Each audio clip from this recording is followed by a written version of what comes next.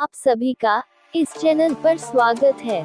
क्या आपको कहानी अच्छी लगती है तो इस चैनल को सब्सक्राइब कर लीजिए। इस चैनल पर आपको प्रतिदिन एक नई कहानी सुनने को मिलती है। इस चैनल पर आपको और अन्य स्टोरी भी सुनने को मिलेगी, जैसे अकबर बीरबल, विक्रम वेताल, पंचतंत्र की कहानी, लोक कथा, दादी नानी की कहानी, मोटिवेशनल स्टोरी, लव स्टोरी और अन्य रोचक कहानी एक ही चैनल पर। यमुना के किनारे धर्मस्थान नामक एक नगर था। उसे नगर में गणादित नाम का राजा राज करता था।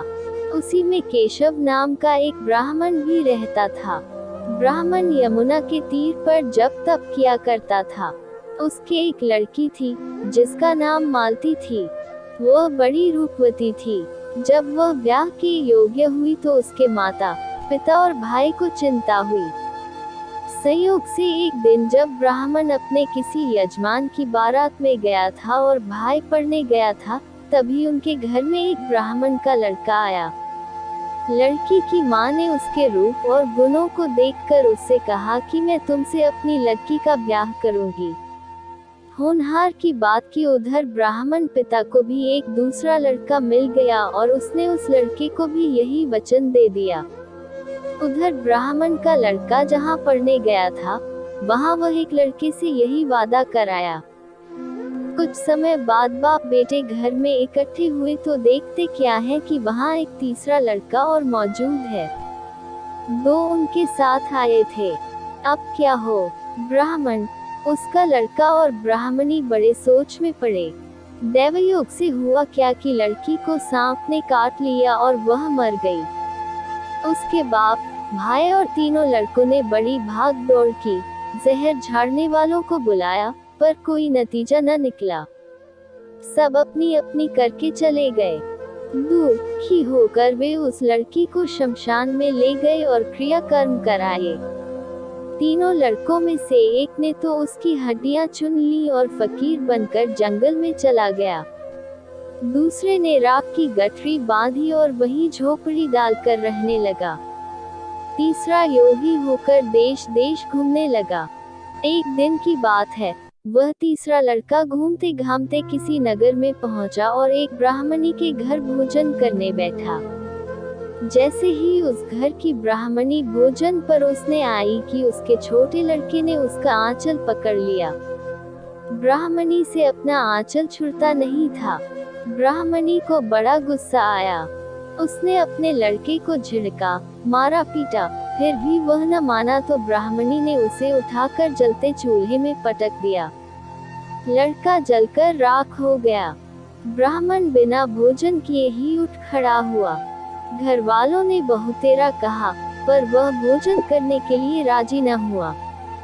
उसने कहा, जिस घर में ऐसी राक्षसी हो, उसमें मैं भोजन नहीं कर सकता। इतना सुनकर वह आदमी भीतर गया और संजीवनी विद्या की पोथी लाकर एक मंत्र पढ़ा।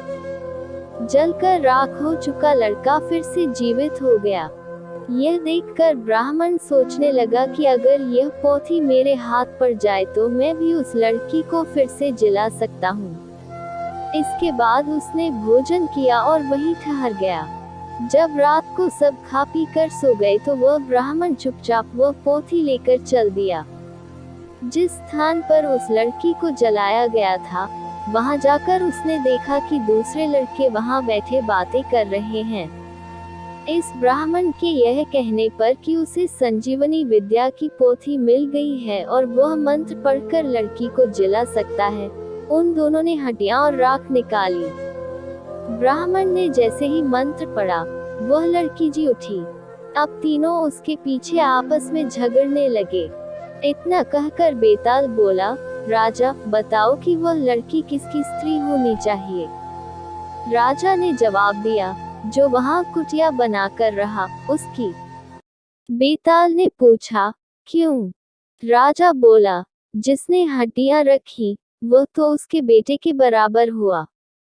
जिसने विद्या सीखकर जीवन दान दिया, वह बाप के बराबर हुआ।